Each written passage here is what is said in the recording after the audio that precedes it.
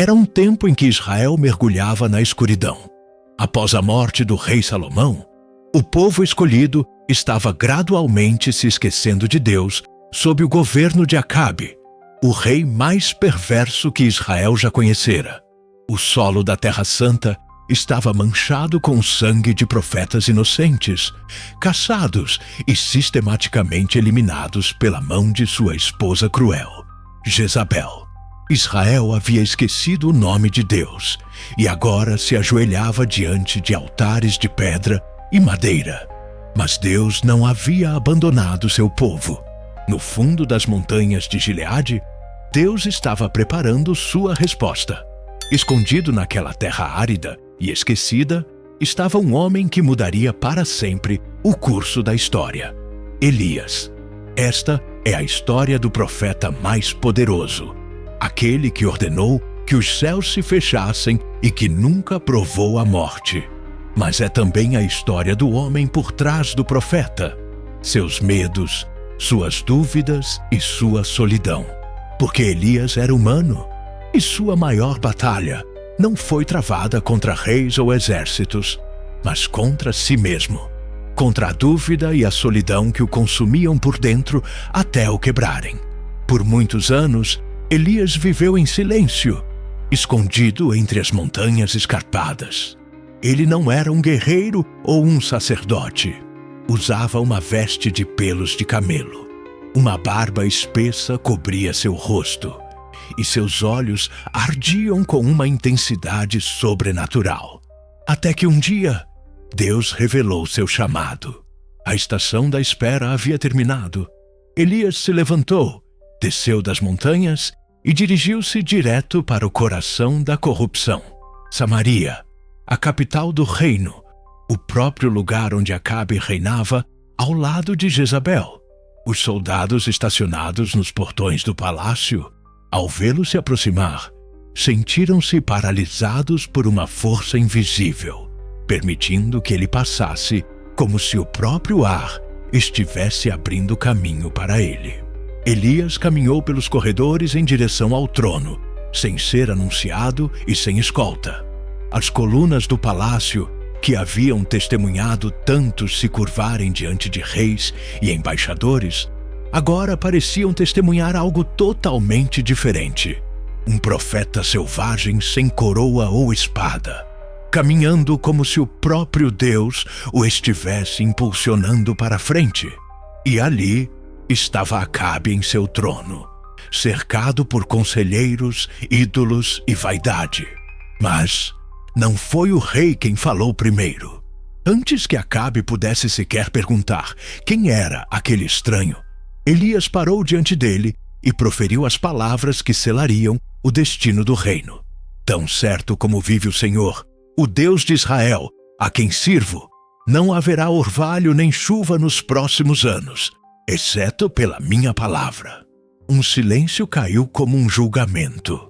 Ninguém ousava respirar. Elias não esperou por uma reação. Ele se virou abruptamente e desapareceu pelo mesmo caminho que viera. Acabe não disse nada, não deu ordem para sua captura, não proferiu nenhuma maldição. Ele apenas ficou ali, imóvel. E então começou. As nuvens começaram a se dissipar. O ar ficou árido e o céu começou a se fechar como uma porta selada do alto. Enquanto Elias partia, Deus falou com ele mais uma vez, dizendo: saia deste lugar, vá para o leste e esconda-se junto ao ribeiro de Querite, a leste do Jordão. Você beberá do ribeiro, e eu ordenei aos corvos que lhe forneçam comida lá. Elias obedeceu sem hesitar, dirigindo-se para o leste, enquanto a terra atrás dele começava a murchar. A brisa fresca cessou, e o orvalho da manhã que um dia umedeceu os campos de Israel desapareceu. O sol crestou a terra, e o que antes era uma nação orgulhosa e fértil começou a secar. O julgamento havia começado, e por 3 longos anos, nem uma única gota de água tocaria a terra. Mas enquanto o reino mergulhava na seca, Elias viajou por colinas e vales até encontrar aquele lugar escondido, Querite, o ribeiro de Querite, um fio de água cortando a terra como uma cicatriz, serpenteando entre pedras secas e arbustos baixos. Elias se estabeleceu neste oásis escondido, no fundo do deserto, onde a cada amanhecer e a cada entardecer, um milagre acontecia. Quando o sol despertava, o som de asas batendo quebrava o silêncio. Eram corvos, pássaros de plumagem negra, surgindo no horizonte carregando pão e carne em seus bicos. Eles pousavam perto do profeta para depositar a comida. Segundo a lei, eram pássaros impuros, desprezados pelos homens. Mas foram eles os escolhidos por Deus para alimentá-lo a cada manhã e noite. Enquanto o sol poente pintava as colinas com sua luz âmbar, Elias comia em silêncio, bebia do riacho, observando na mais profunda solidão os dias se transformarem em semanas, e as semanas em meses. E a seca, como uma maldição silenciosa, começou a lançar sua sombra sobre todo Israel. Os poços secaram, os campos se tornaram estéreis, e os animais desabavam de exaustão na terra rachada. De seu trono, Acabe gritava ordens em desespero para encontrar o homem responsável por sua ruína. Mas, gradualmente, Elias começou a notar algo. As pedras que antes estavam submersas, agora emergiam como ilhas no leito do rio. E a correnteza, antes vigorosa, diminuiu para um fio fino. A própria seca que ele havia profetizado estava começando a alcançá-lo. Até que uma manhã, quando se inclinou para beber, não encontrou água. O ribeiro de Querite havia secado. Mas Elias não entrou em pânico, nem reclamou. Ele simplesmente teve fé e esperou até que a voz de Deus lhe falou: levante-se, vá para Sarepta, que pertence a Sidom, e habite lá. Eu ordenei a uma viúva de lá que lhe providencie sustento. O Senhor o estava enviando para uma região perigosa, Sarepta, a terra natal da própria Jezabel, a rainha que havia jurado exterminar todos os profetas de Deus. No entanto, Elias não hesitou. Ele se levantou, envolveu-se em seu manto e começou a andar. A jornada foi brutal. O sol castigava implacavelmente os campos rachados e as árvores sem folhas. A seca não mostrava misericórdia. Todo ser vivo parecia se curvar diante do julgamento que ele mesmo havia anunciado. Quando chegou aos portões de Sarepta, ele de repente a viu. Uma mulher frágil, vestida em farrapos, catando galhos secos. Seu rosto estava emagrecido, suas mãos rachadas e seu olhar derrotado. Algo em seu espírito confirmou. Era ela. Elias se aproximou e disse com uma voz calma: por favor, traga-me um pouco de água numa vasilha para que eu possa beber. A mulher, uma completa estranha, virou-se para obedecer. Mas antes que ela desse um passo, Elias acrescentou: e traga-me, por favor, um pedaço de pão. Ela parou, baixou o olhar e, com a voz embargada, respondeu: tão certo como vive o Senhor, seu Deus, não tenho pão algum. Apenas um punhado de farinha numa vasilha e um pouco de azeite numa botija.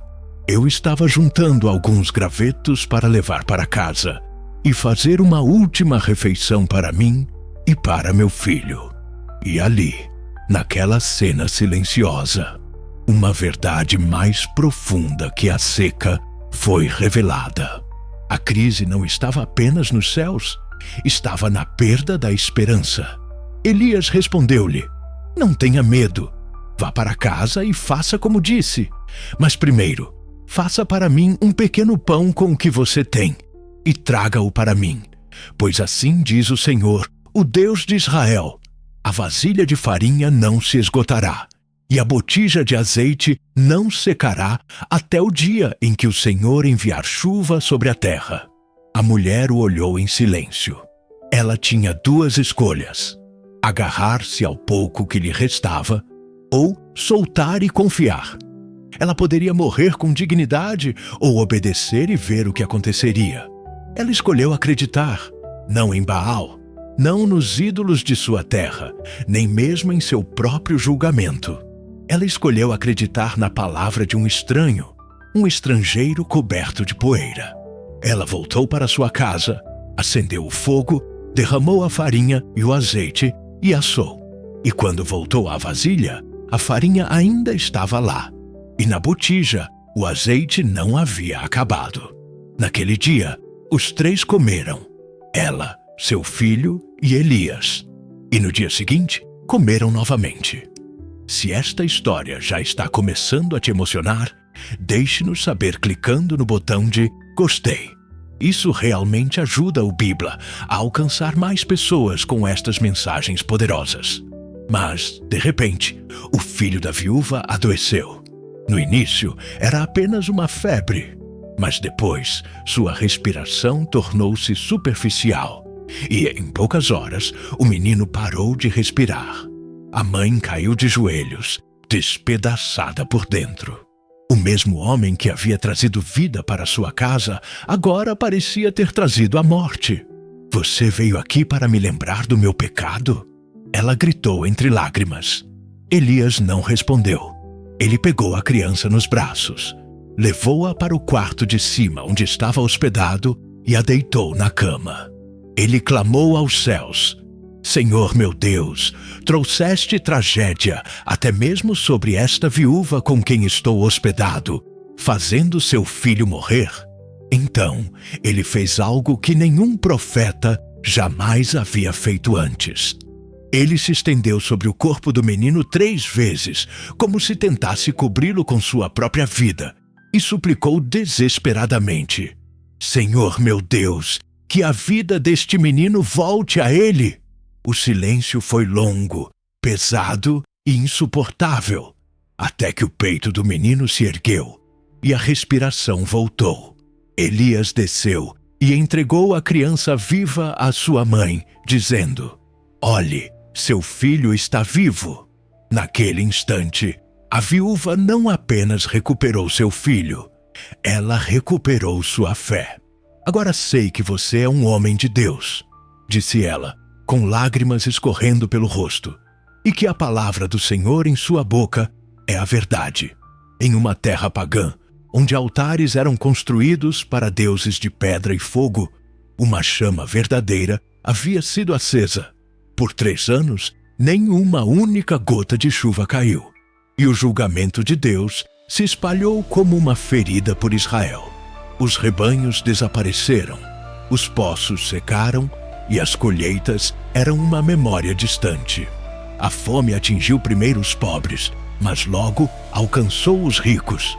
No entanto, naquele desespero, nem todos haviam se rendido a Baal. Um deles era Obadias, um administrador no palácio do rei Acabe. Ele havia testemunhado a crueldade do rei e se recusou a ficar de braços cruzados. Durante a perseguição e o massacre dos sacerdotes e profetas de Deus, ele fez o impensável. Ele escondeu 100 profetas do Senhor em cavernas, 50 em cada uma, e secretamente os alimentou com pão e água. Ele arriscava sua vida todos os dias por amor ao seu Deus. E de alguma forma conseguiu fazer isso sem que Acabe jamais descobrisse. Tudo isso enquanto mantinha a confiança do rei. Uma manhã, o rei lhe deu uma ordem: percorra a terra, procure por grama, nascentes, qualquer riacho que não tenha secado. Talvez possamos salvar os cavalos e as mulas. Obadias partiu pelas ruínas do reino, atravessando campos mortos, quando de repente o viu. Ali, no meio da estrada empoeirada, estava Elias, alto, firme, seu olhar como um fogo antigo. Obadias caiu por terra e disse: És tu, meu senhor Elias? Sou eu, respondeu o profeta. Vá e diga ao seu mestre: Elias está aqui. Obadias se levantou lentamente, o medo entalado na garganta, seus olhos revelando uma angústia profunda. O que eu fiz para que você colocasse minha vida em perigo? Se eu for e disser a Acabe que você está aqui, e então o Espírito do Senhor o levar para outro lugar e ele não conseguir encontrá-lo, ele me matará. E então ele confessou seu segredo a Elias. Eu servi ao Senhor desde a minha juventude. Quando Jezabel estava matando os profetas, eu escondi 100 deles em cavernas. Eu mesmo os alimentei. Eu fiz o que pude, Elias, e agora você me pede isso. Mas Elias não recuou. Ele respondeu: tão certo como vive o Senhor dos Exércitos, a quem sirvo, eu me apresentarei a Acabe hoje. Obadias sabia que estava diante de um homem que falava como se o próprio céu o apoiasse. Ele obedeceu. Voltou ao palácio, com o coração batendo forte, e disse ao rei as palavras que ninguém esperava ouvir. Elias retornou. O mesmo profeta que havia fechado os céus, que havia humilhado o rei diante de seu trono e desaparecido quando era mais procurado, agora estava de volta. Acabe hesitou, depois montou em sua carruagem e cavalgou até o local combinado. E foi Acabe quem quebrou o silêncio com desprezo. É você, o perturbador de Israel? Mas Elias o olhou nos olhos e respondeu com voz firme: não sou eu que tenho perturbado Israel, mas você e a casa de seu pai, porque vocês abandonaram os mandamentos do Senhor e seguiram Baal. E então Elias lançou o desafio: agora, convoque todo o Israel para o Monte Carmelo. Traga os 450 profetas de Baal e os 400 profetas de Aserá, que comem à mesa de Jezabel. Hoje veremos quem é Deus. O confronto começou. A notícia se espalhou como fogo por Israel, e milhares viajaram de todos os cantos do reino em direção ao Monte Carmelo. Os idosos, os jovens, sacerdotes, soldados, agricultores, ninguém queria perder o que estava prestes a acontecer. No cume, o ar estava denso de tensão. De um lado, estavam quase 1000 profetas de Baal e Aserá, adornados com vestes vistosas e símbolos pagãos. Do outro lado, de pé, sozinho, coberto por um manto desgastado pelo sol e pelo vento, estava Elias. O profeta ergueu a voz e perguntou ao povo com tristeza: até quando vocês vão hesitar entre duas opiniões? Se o Senhor é Deus, sigam-no. Mas se Baal é Deus, sigam-no. A multidão ficou em silêncio. Então Elias explicou as regras do desafio. Eu sou o único profeta do Senhor que restou, mas Baal tem 450 profetas. Tragam 2 novilhos. Deixem que eles escolham um para si. Cortem-no em pedaços e o coloquem sobre a lenha, mas não acendam fogo. Eu prepararei o outro novilho e o colocarei sobre a lenha, mas não acenderei fogo. Então vocês invocarão o nome do seu Deus, e eu invocarei o nome do Senhor. O Deus que responder com fogo, ele é Deus. Os profetas de Baal foram os primeiros. Prepararam seu altar, cortaram o novilho e o colocaram sobre a lenha seca. Então, o espetáculo macabro começou. Da manhã até o meio-dia, os 450 homens gritaram, pularam e dançaram freneticamente ao redor do altar. Mas não houve resposta, nem o menor sinal. Baal permaneceu total e humilhantemente em silêncio. O sol subiu ao seu ponto mais alto, e Elias, observando a cena trágica, começou a zombar deles com ironia. Gritem mais alto! Talvez o seu Deus esteja meditando, ou ocupado, ou viajando. Talvez esteja dormindo e precise ser acordado. Desesperados, eles gritaram descontroladamente, intensificando a exibição grotesca, cortando-se com espadas e lanças até ficarem cobertos de sangue. A tarde desceu lentamente sobre o Monte Carmelo, mas não houve resposta. Nenhum fogo desceu. A multidão começou a murmurar, e a impotência de Baal foi exposta diante de todo o Israel. Era a vez de Elias. A multidão, cansada e desiludida, reuniu-se ao seu redor. Em silêncio, ele pegou 12 pedras, uma para cada tribo de Israel, e reconstruiu o altar quebrado do Senhor. Ele arrumou cuidadosamente a lenha e colocou o sacrifício sobre ela. Então, ele pediu algo impossível em meio a uma seca. Ordenou que trouxessem 4 grandes jarros cheios de água e a derramassem sobre o sacrifício. Eles fizeram isso 1 vez, 2 vezes, 3 vezes, até que o altar estivesse completamente encharcado e a água enchesse uma vala ao seu redor. Então, diante de todos, o profeta ergueu os olhos para o céu e clamou: Senhor Deus de Abraão, Isaque e Israel, que hoje se saiba que tu és Deus em Israel e que eu sou teu servo e fiz todas estas coisas sob teu comando. Responde-me, Senhor, responde-me, para que este povo saiba que tu, Senhor, és o único Deus. O silêncio após a oração foi breve, mas profundo. E de repente, do céu, um fogo abrasador desceu. Uma chama viva que em um instante consumiu o sacrifício, a madeira, as pedras e a água, deixando apenas poeira e um silêncio reverente. O povo caiu de joelhos, reconhecendo o único Deus verdadeiro, clamando com medo: O Senhor é Deus! O Senhor é Deus!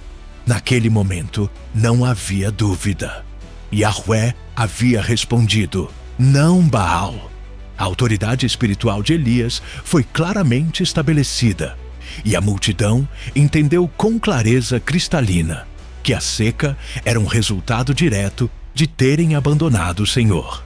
A verdade agora brilhava mais forte do que nunca no cume do Carmelo. O que você acha deste momento? É uma das demonstrações mais poderosas de toda a Bíblia. Compartilhe seus pensamentos nos comentários abaixo.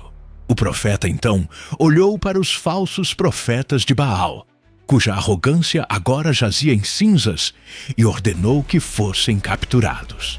Todos foram levados ao vale de Quizon, onde o julgamento que Deus havia ordenado em tempos antigos foi executado. A execução de todos aqueles que levariam Israel à idolatria.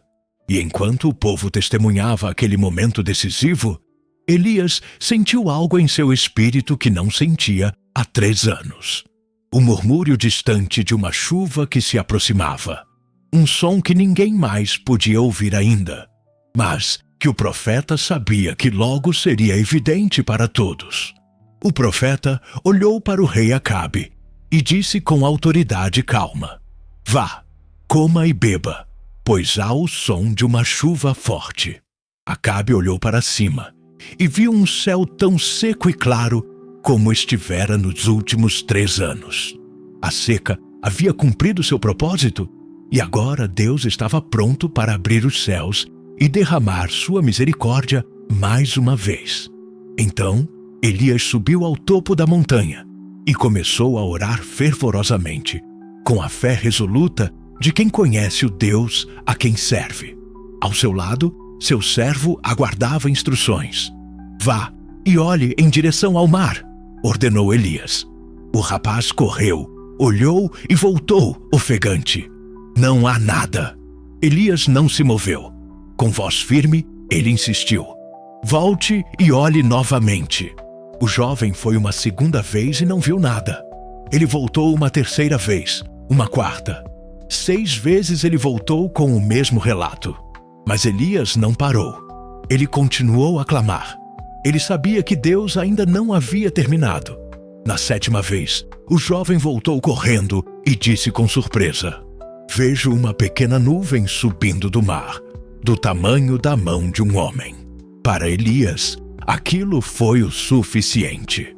Ele se levantou rapidamente e ordenou com voz forte: Vá e diga a Acabe: prepare seu carro e desça antes que a chuva o impeça. Em poucos minutos, aquela pequena nuvem cresceu. O céu escureceu rapidamente e um vento violento surgiu do horizonte. Depois de 3 anos, gotas pesadas caíram sobre a terra seca. Em um instante, a garoa leve se transformou em uma tempestade torrencial, encharcando o solo ressequido. fazendo novos riachos correrem pelos sulcos quebrados da terra. Acabe montou apressadamente em sua carruagem e começou a descida em direção a Jezreel, impulsionado pela chuva torrencial que agora cobria tudo. Mas então algo extraordinário aconteceu.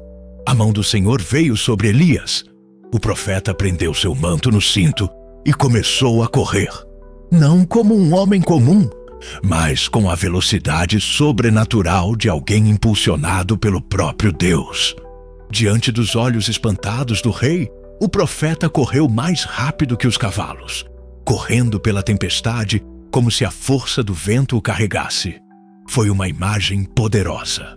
O homem que havia fechado os céus agora corria à frente do rei, mostrando quem verdadeiramente governava Israel. Não Acabe, não Jezabel, não Baal, mas Yahweh, o Deus vivo. Mas esta chuva era mais do que água. Era uma lição profunda. Deus responde àqueles que oram com persistência. Não foi na primeira tentativa, nem na segunda, nem mesmo na sexta. Deus respondeu quando Elias perseverou em oração, confiante na promessa que havia recebido. A seca havia terminado e o povo estava recebendo a misericórdia que tanto almejava. Mas a batalha estava prestes a começar, porque enquanto a água caía em abundância sobre Israel, no palácio, uma mulher enfurecida esperava, e Elias logo enfrentaria a maior provação de sua vida. No palácio de Jezreel, Jezabel recebeu a notícia. Elias havia humilhado seus profetas, havia destruído seus sacerdotes.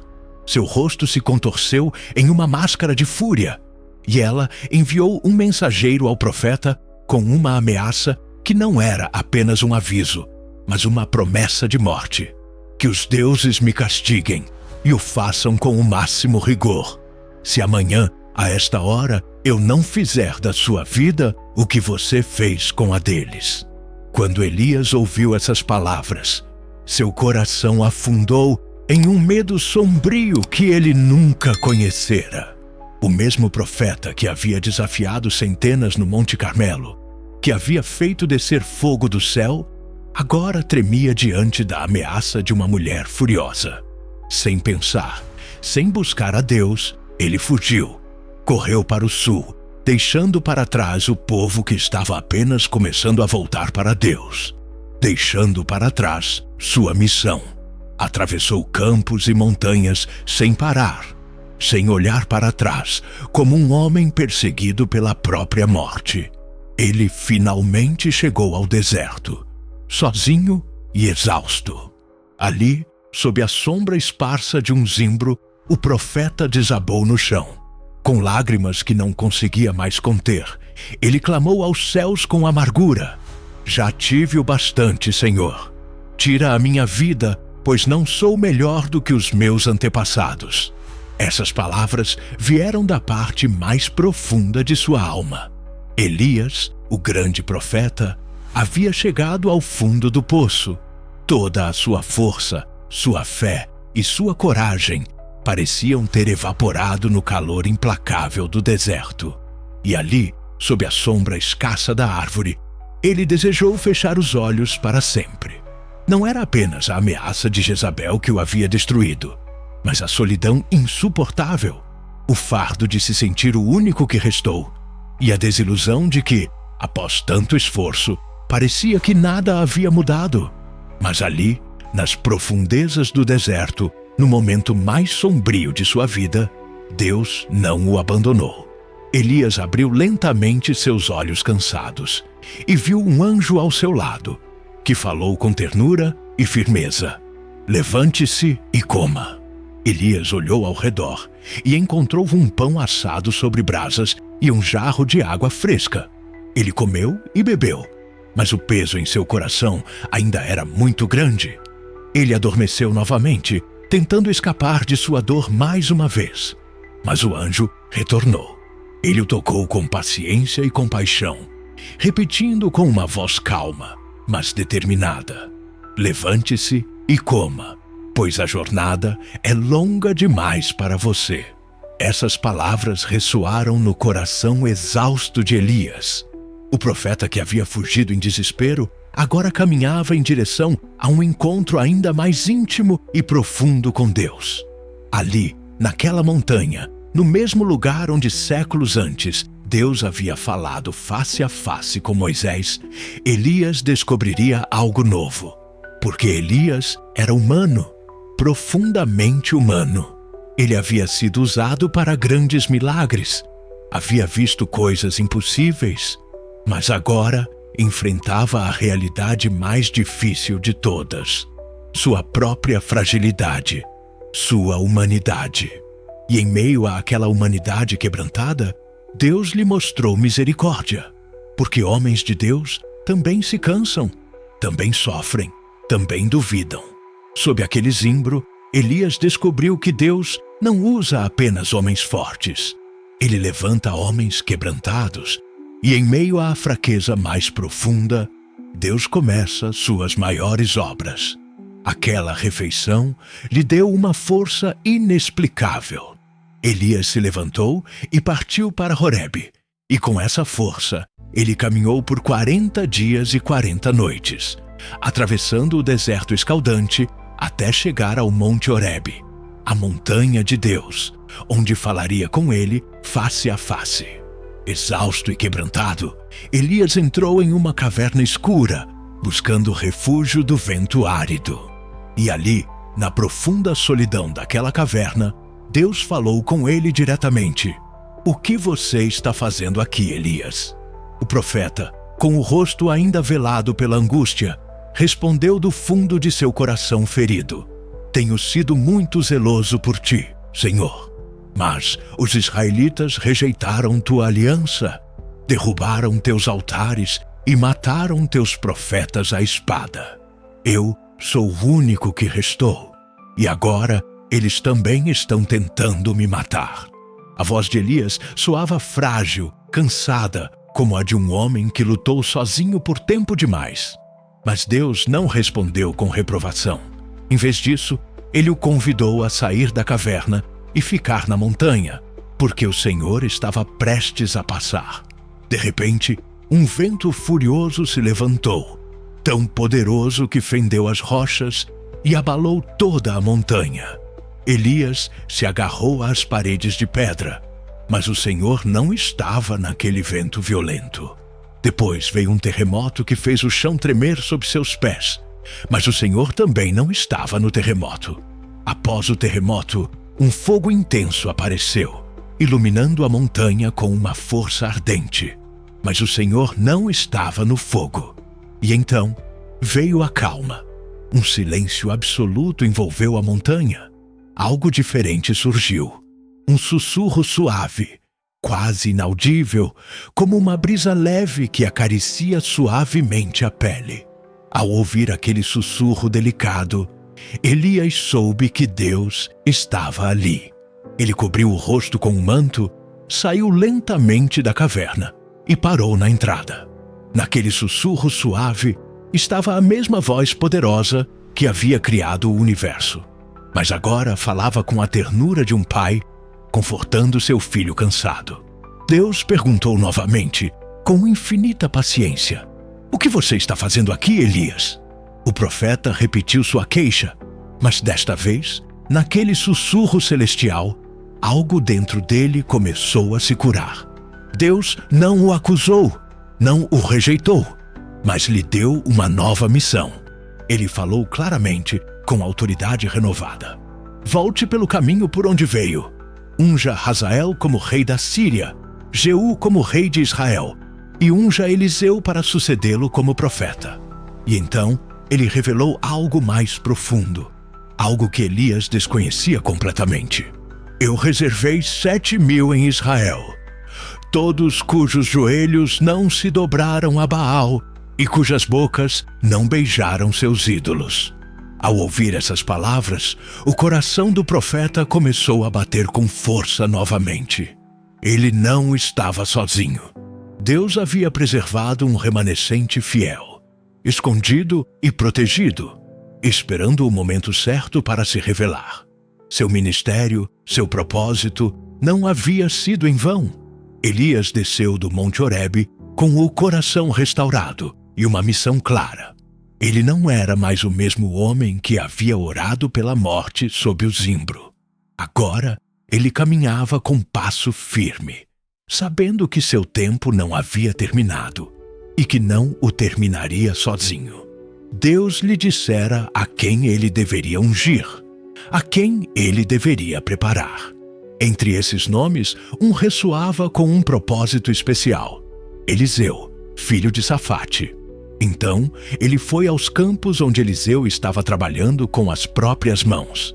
Eliseu não era sacerdote ou profeta. Ele era um agricultor. Ele estava arando a terra com 12 juntas de bois. E ele mesmo conduzia o último par. Suas mãos eram calejadas pelo trabalho. Sua túnica manchada de poeira. Suas costas curvadas pelo labor diário. Elias se aproximou e, sem dizer uma palavra, tirou seu próprio manto e o jogou sobre Eliseu. Aquele gesto dizia tudo. Era o símbolo do chamado, a transferência de uma missão divina e o início de um novo destino. Eliseu parou. Ele sentiu o peso do manto em seus ombros e entendeu instantaneamente o que significava. Ele sabia que, naquele momento, sua vida havia mudado para sempre.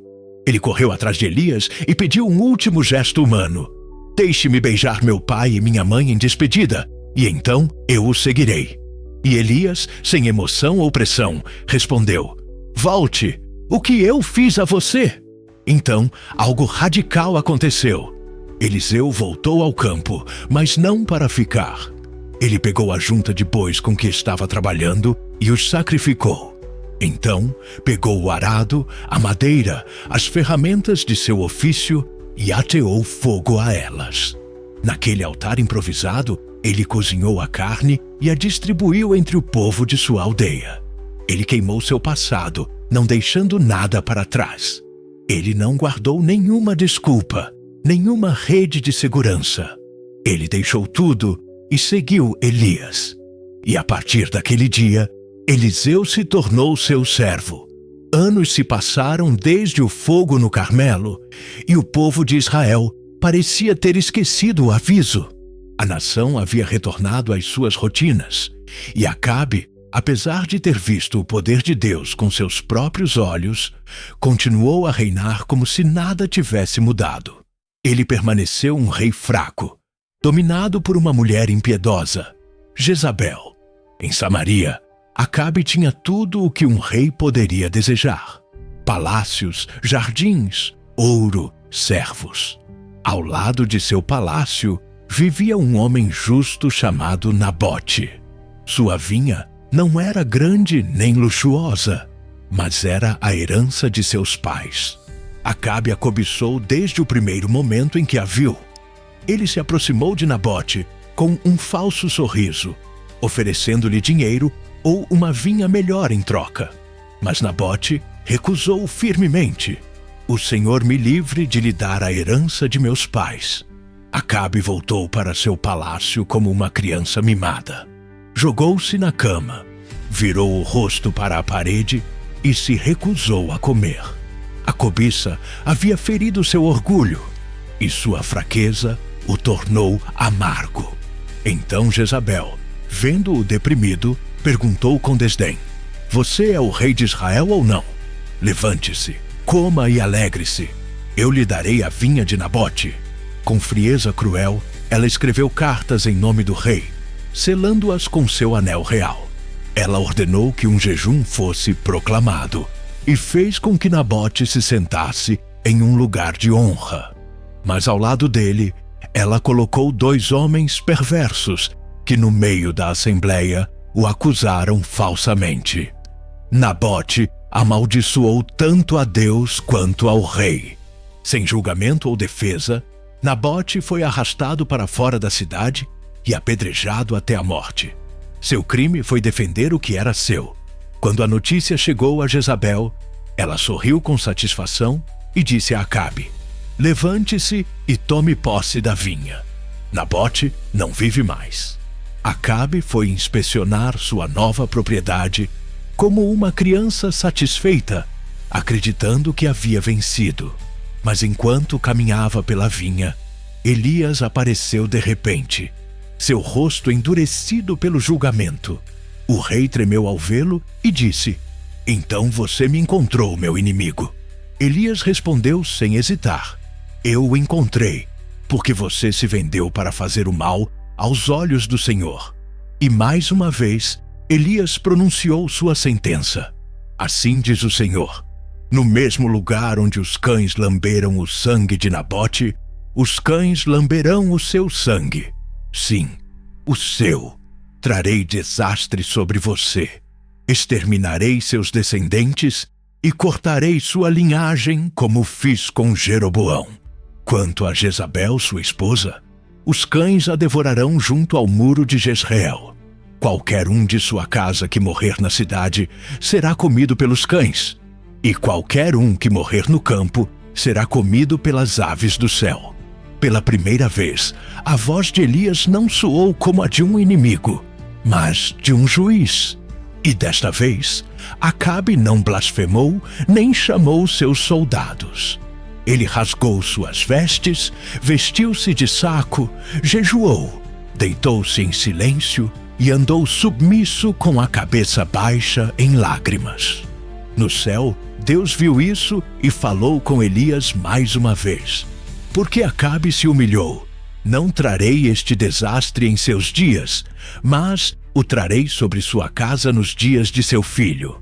Acabe foi avisado. Ele pagaria pela idolatria e corrupção que havia semeado por todo Israel. Mas os anos se passaram e Acabe acreditou que Deus havia esquecido sua sentença. Ele decidiu ir à guerra para reconquistar a cidade de Ramote-Gileade do domínio sírio.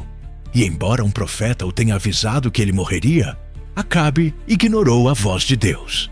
Ele se disfarçou, pensando que poderia enganar o destino, mas uma flecha, atirada ao acaso, perfurou sua armadura em um ponto fraco. Acabe sangrou silenciosamente em sua carruagem até morrer ao entardecer. E quando lavaram sua carruagem, os cães lamberam seu sangue, exatamente como Elias havia profetizado. Assim morreu Acabe, o pior rei de toda a história de Israel. E seu filho Acasias assumiu o trono. Mas Acasias foi rápido em seguir o mesmo caminho corrupto que seus pais haviam traçado. Poucos dias em seu reinado, Acasias caiu de uma janela alta de seu palácio em Samaria. O jovem rei tomou uma decisão que selaria seu destino. Em vez de clamar ao Deus de Israel, ele enviou mensageiros à cidade filisteia de Ecrom para consultar Baal-Zebub, o deus pagão das moscas e das doenças.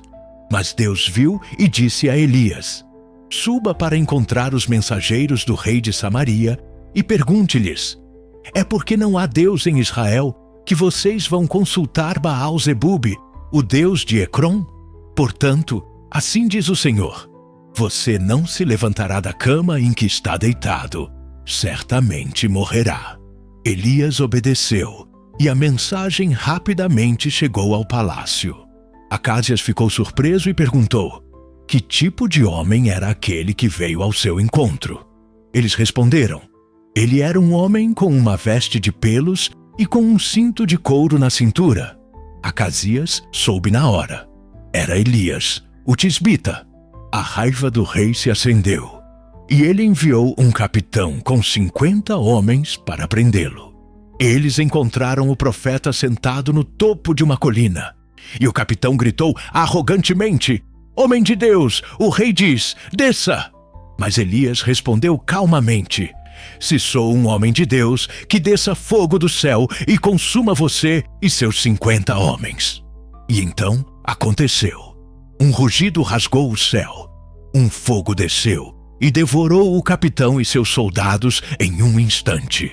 Seus gritos foram silenciados, reduzidos a cinzas. Acasias, teimoso em sua rebelião, enviou outro capitão com outros 50. O resultado foi o mesmo. fogo, julgamento e morte. Mas o terceiro capitão era diferente. Ele não chegou com ordens ou ameaças. Ele se ajoelhou, levantou as mãos e suplicou: Homem de Deus, por favor, que minha vida e a vida destes 50 servos seus sejam preciosas aos seus olhos. E desta vez, a voz de Deus falou a Elias: Desça com ele, não tenha medo. O profeta se levantou e desceu com o terceiro capitão até o palácio. Ele ficou com autoridade diante da cama de Acasias e confirmou o que já havia sido dito. Assim diz o Senhor: porque você enviou mensageiros para consultar Baal-zebube, como se não houvesse Deus em Israel para consultar. Você não se levantará da cama em que está, mas certamente morrerá. E assim foi. Acasias morreu, e com ele caiu mais um elo da casa de Acabe, sob o peso do julgamento divino. A morte de Acasias marcou o fim de uma geração. Ele não deixou filho para assumir seu trono, e a linhagem de Acabe começou a desmoronar como um muro rachado por dentro. Mas, enquanto o julgamento se cumpria nos palácios, algo sagrado se desenrolava nas estradas. Pois agora era Elias quem se preparava para partir, não para a morte, mas para a eternidade. Elias sabia que o fim estava próximo. Seu espírito, sintonizado por anos ouvindo a voz de Deus, sentia isso com clareza absoluta. Seu tempo na terra havia chegado ao fim, mas não seria uma despedida silenciosa. Nem ele a enfrentaria sozinho. De Gilgal, o profeta começou sua jornada final. Elias se levantou cedo naquela manhã. A brisa do deserto estava mais suave do que o normal. O sol ainda não havia nascido completamente, mas ele partiu. Ao seu lado caminhava Eliseu, seu discípulo, seu herdeiro, o jovem que havia deixado tudo para segui-lo e que não havia se afastado dele por um único dia desde então. A cada parada, Elias testava seu coração. Quando chegaram ao ponto de entrada da terra prometida, ele disse: Fique aqui, Eliseu. O Senhor me enviou a Betel. Mas Eliseu não hesitou. Tão certo como vive o Senhor e como você vive, não o deixarei. E continuou caminhando com ele. Em Betel, a companhia de profetas saiu ao seu encontro. Eles se aproximaram de Eliseu e disseram em voz baixa: Você sabe que o Senhor vai levar seu mestre de você hoje. Eliseu apenas assentiu. Sim, eu sei. Fiquem quietos. E Elias novamente lhe disse: Fique aqui, pois o Senhor me enviou a Jericó. Mas a resposta não mudou.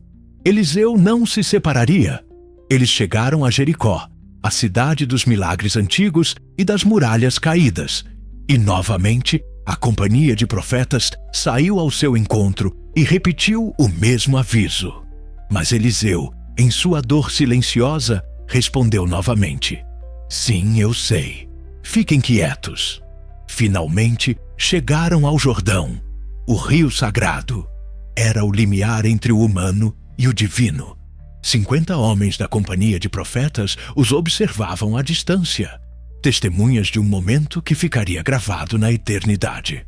Então, Elias pegou seu manto, enrolou-o e bateu na água. E de repente, as águas se dividiram. Como nos dias de Moisés, a correnteza recuou, e as águas se dividiram para a direita e para a esquerda, deixando um caminho seco para os dois atravessarem para o outro lado. Naquele momento, Elias parou. Ele sabia que sua jornada estava prestes a terminar, mas não podia partir sem antes passar sua herança.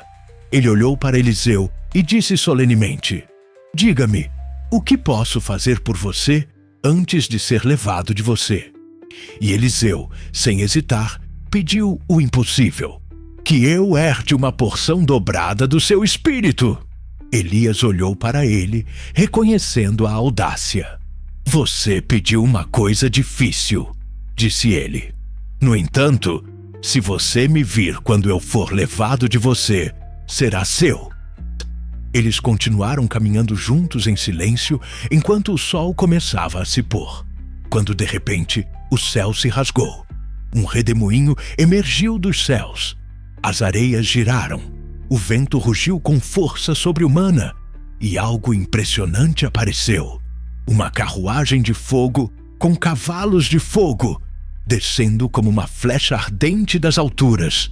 O redemoinho soprou com força e Elias foi arrebatado por ele, envolto em fogo, envolvido em glória. Eliseu gritou com toda a dor de um filho, mas não havia mais ninguém.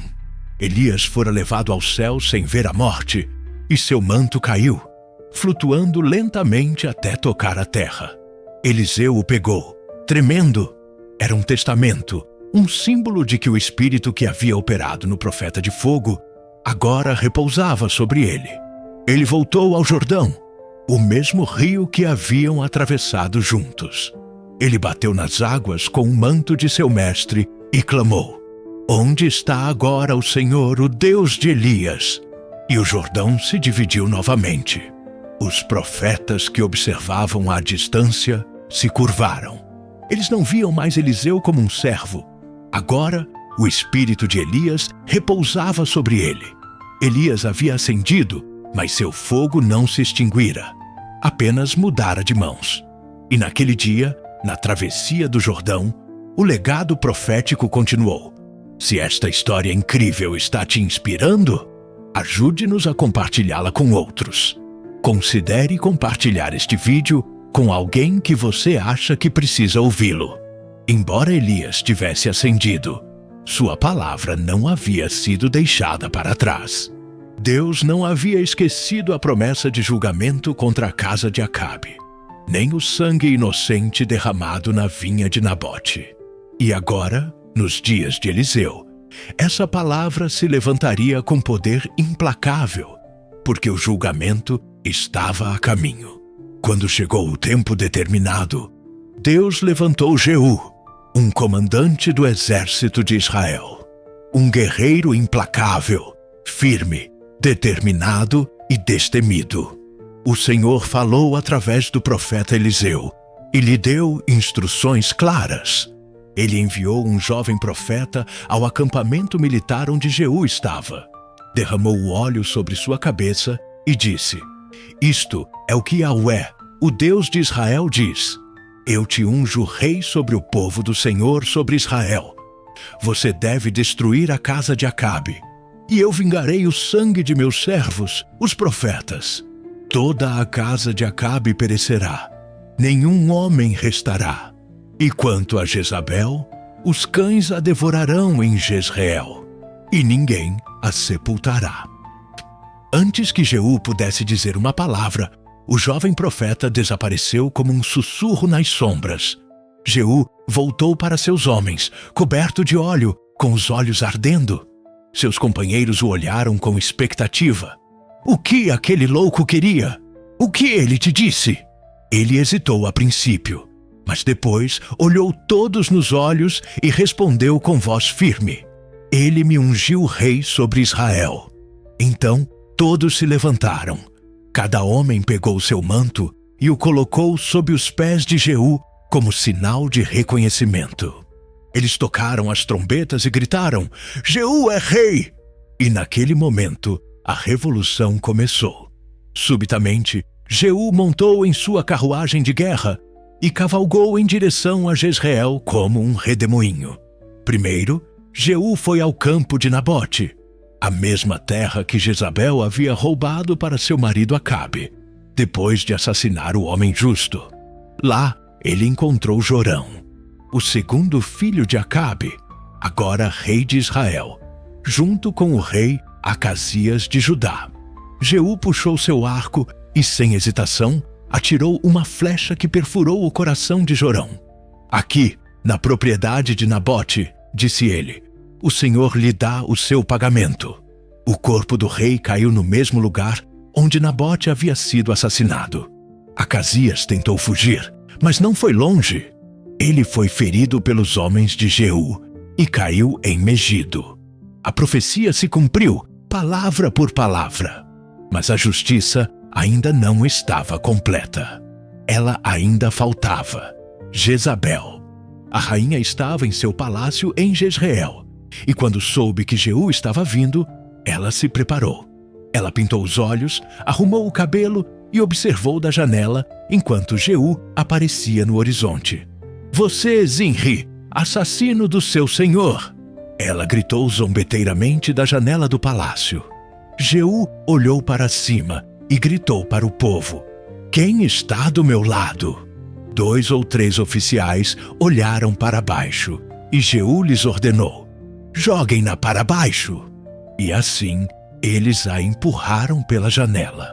O corpo de Jezabel caiu da grande altura e se chocou contra o chão. Seu sangue espirrou nas paredes e os cavalos a pisotearam sem misericórdia. Mais tarde, Jeú ordenou que ela fosse sepultada, mas quando foram procurar seu corpo, não o encontraram. Apenas alguns restos de seus pés e as palmas de suas mãos foram deixados. Os cães a haviam devorado, exatamente como Elias havia profetizado. E assim a palavra do Senhor se cumpriu.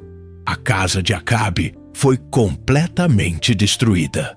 Seus filhos, seus aliados, seus sacerdotes, todos caíram pela espada de Jeú, e o julgamento estava completo. Mas Jeú não parou por aí. Um por um, todos os filhos de Acabe foram executados. Os 70 descendentes foram decapitados.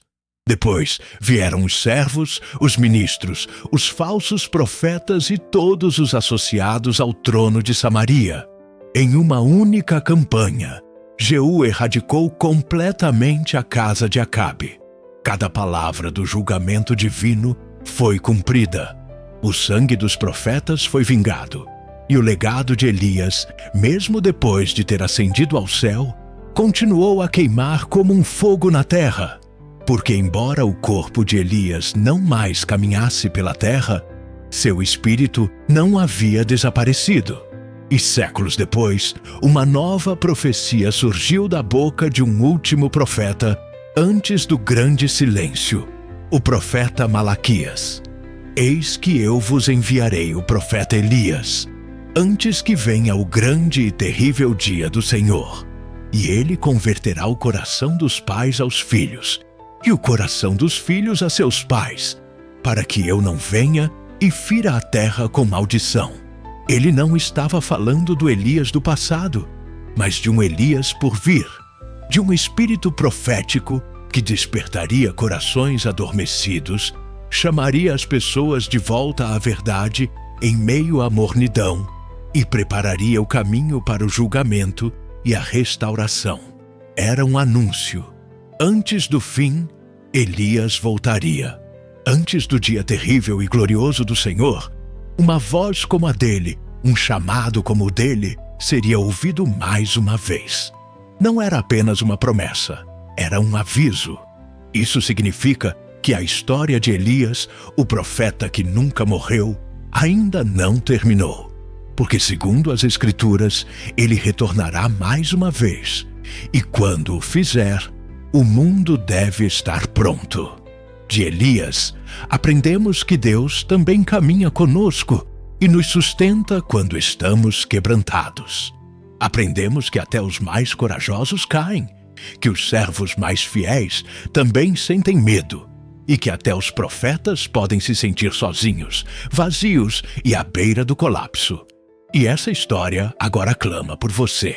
Sim, por você, que talvez tenha caminhado com dúvidas, com medos, com momentos de profundo cansaço espiritual. Para você que sentiu que a luta é demais, que está sozinho, que o mundo ao seu redor se esqueceu de Deus. Para você que, como Elias, quis se esconder sob um zimbro, desejando desistir. Ouça isto: Deus não terminou com você. Ele não se afastou de Elias quando ele não tinha mais forças, nem o repreendeu quando ele caiu. Ele o alimentou, o tocou e o fortaleceu. E então ele falou com ele novamente. Talvez você também esteja nesse ponto, cansado e ferido por dentro. Hoje, Deus está te chamando. Porque se aprendemos algo com Elias, é que Deus não usa os perfeitos. Ele usa os disponíveis, aqueles que querem ouvi-lo com fé. E se você conhece alguém que precisa ouvir esta mensagem, alguém que está passando por dúvidas ou se sentindo sozinho, compartilhe isso com eles. Este vídeo pode ser exatamente o que eles precisam. Apoie este vídeo com um gostei e inscreva-se para não perder as próximas histórias transformadoras da Bíblia. Bênçãos para você e sua família.